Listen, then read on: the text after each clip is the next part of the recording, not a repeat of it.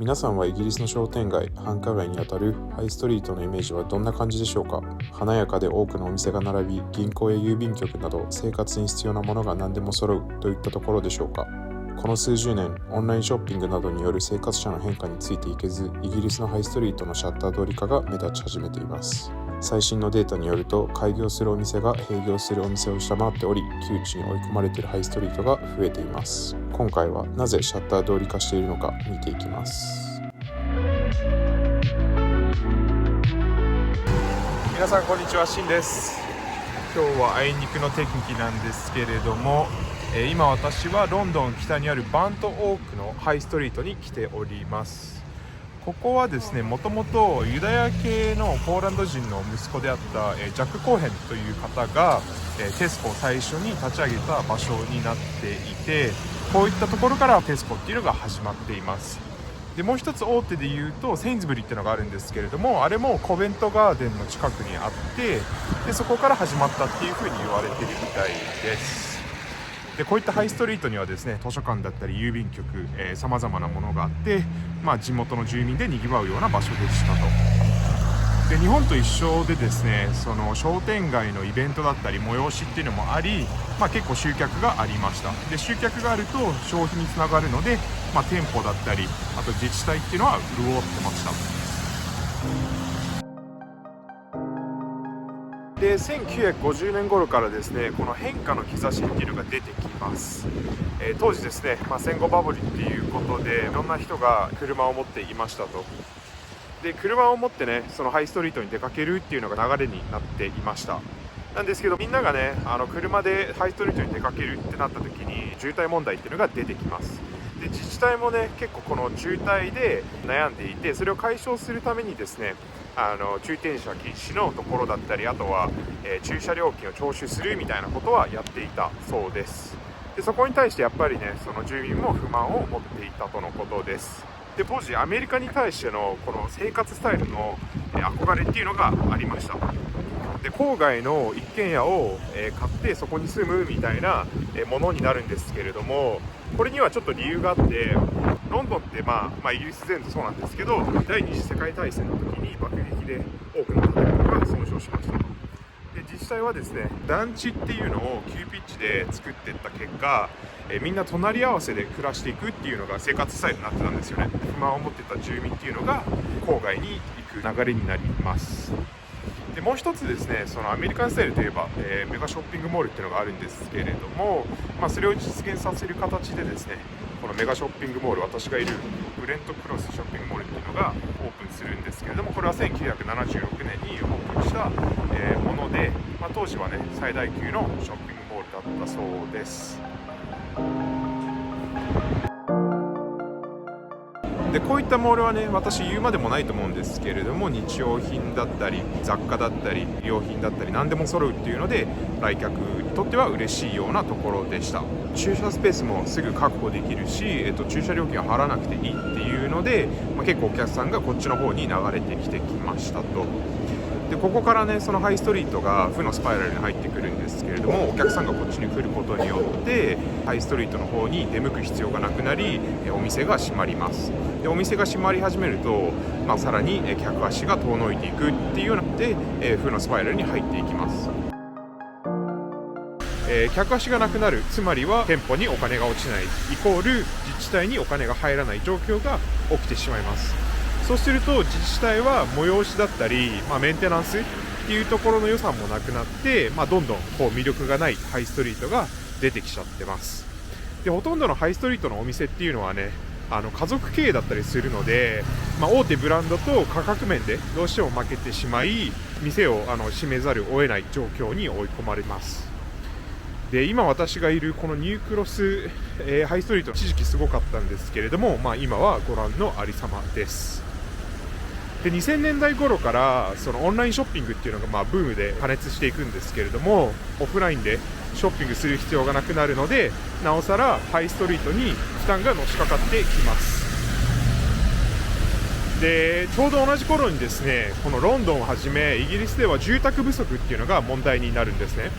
で店舗が空いてるので、じゃあそれを住宅に変えましょうっていうような政策が解禁されます。なのでこういった空き店舗とかを、自宅にしていくんですけれども、そうすることによってね、ハイストリートから、どんどんお店がなくなって魅力がなくなっていくっていうようなものになってしまってます。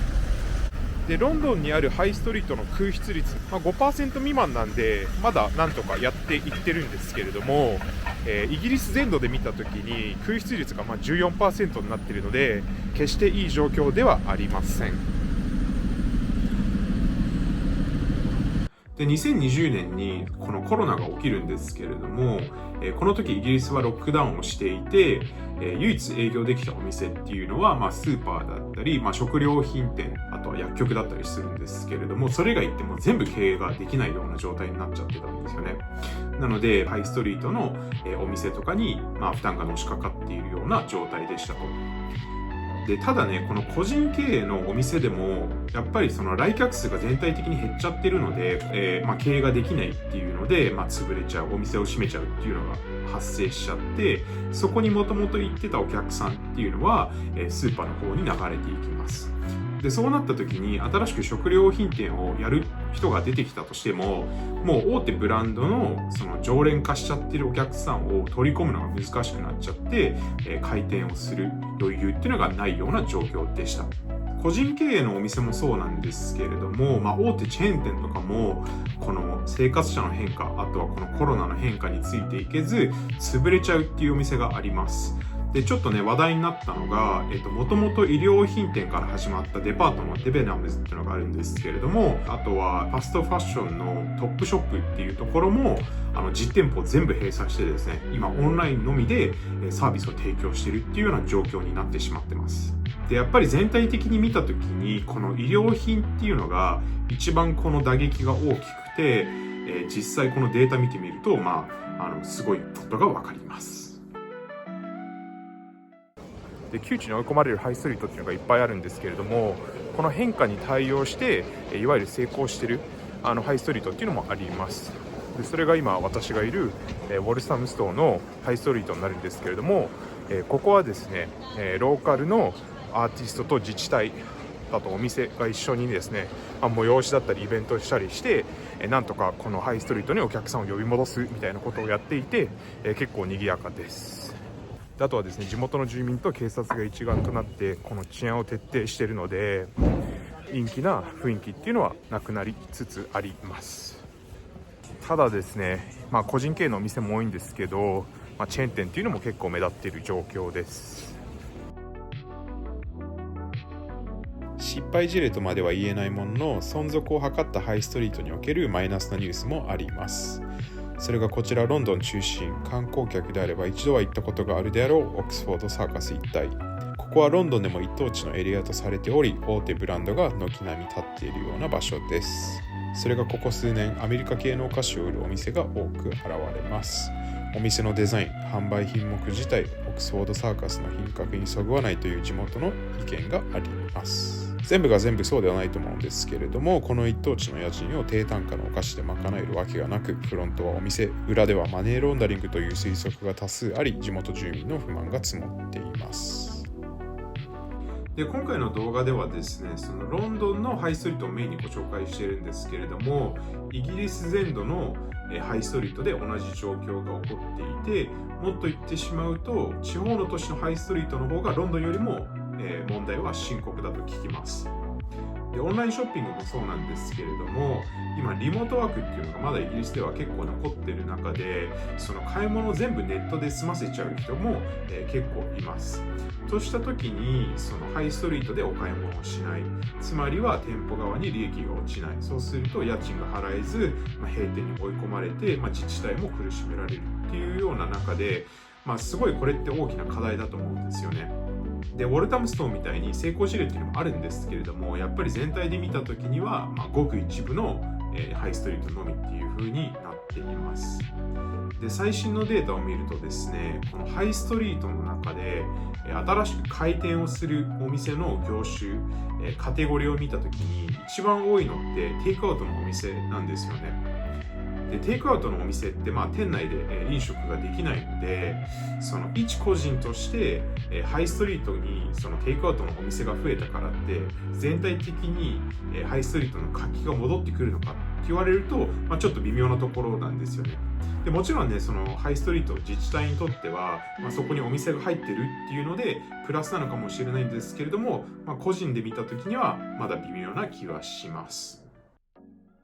で、オンラインショッピングで我々の生活って間違いなく便利にはなってるんですけれども、その裏では店舗だったりハイストリートがその代償を支払っているような気がしてなりません。どうでしょうか皆さん。で、日本もね、シャッター通り化が進んでいるっていうふうに言われている中で、じゃあどうやって、ハイストリート商店街が、この生存していくのか、ましてや、変換して新しい方法で成功していくのかっていうのは非常に気になるところではあります。ということで今回の動画はこちらで以上です。もし何かご質問やご感想あればぜひコメントにてお願いいたします。最後までご視聴いただきありがとうございます。